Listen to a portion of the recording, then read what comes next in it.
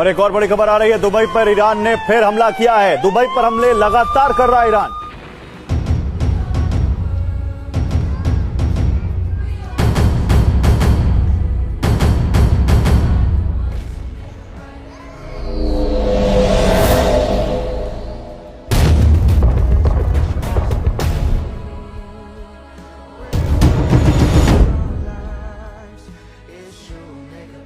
आज अगर कोई इंसान दुनिया का नक्शा देखे तो उसे लगेगा जैसे पृथ्वी पर अलग अलग जगहों पर एक साथ कई युद्ध लगी हुई हैं।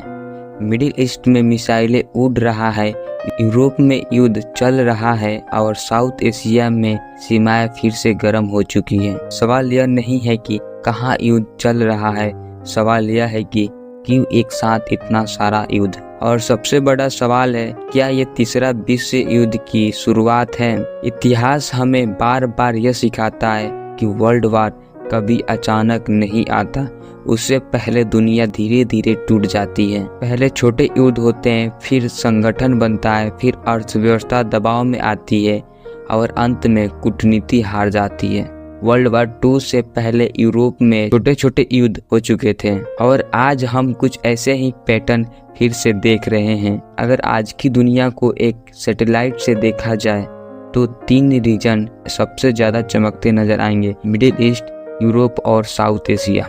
मिडिल ईस्ट सिर्फ एक इलाका नहीं है, यह दुनिया का एनर्जी सप्लायर का दिल है। यहाँ से निकलने वाले तेल एशिया, यूरोप, अमेरिका सबकी इकोनॉमी चलाता है और आज यही इलाका सबसे ज्यादा अस्थिर है। यहाँ आमने सामने है ईरान, इजराइल और यूनाइटेड स्टेट। मिडिल ईस्ट में युद्ध सिर्फ धर्म की वजह से नहीं होते, इसके पीछे 3 असली कारण हैं, पावर, ऑयल और सिक्योरिटी। इजराइल चाहता है कि कोई भी दुश्मन उसकी सीमा के आसपास न्यूक्लियर ताकत न बनाए और अमेरिका चाहता है कि स्ट्रॉन्ग पकड़ बनी रहे। स्टेट ऑफ होमनेस से दुनिया का लगभग 20% तेल गुजरता है। अगर ये रास्ता बंद हो जाएगा तो पूरी दुनिया हिल जाएगा।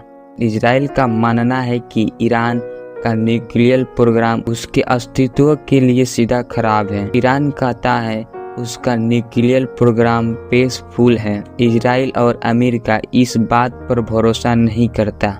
न्यूक्लियर वेपन की दुनिया में डर सबसे बड़ा हथियार होता है, क्योंकि अगर एक देश न्यूक्लियर पावर बन गया तो दूसरा देश इंतजार नहीं करता। इसी वजह से हालत अचानक बदल जाते हैं। हमलों के बाद जवाब आना तय होता है। ईरान सीधे या इनडायरेक्ट तरीकों से जवाब देना शुरू करता है। मिसाइल्स, ड्रोन, प्रॉक्सी ग्रुप सब एक्टिव हो जाते हैं। यह अब सिर्फ ईरान बना इजराइल नहीं रहा। जब युद्ध समुद्री रास्ते तक पहुंचता है तो वह क्षेत्र नहीं रहता। यूरोप में चल रहा युद्ध अलग दिखाता है, लेकिन जुड़ा हुआ है। रसिया और यूक्रेन की लड़ाई असल में नाटो और रसिया के बीच की टकराव की कहानी है। यह एक प्रॉक्सी वार बन चुका है। साउथ एशिया में शोर कम है, लेकिन खतरा कम नहीं।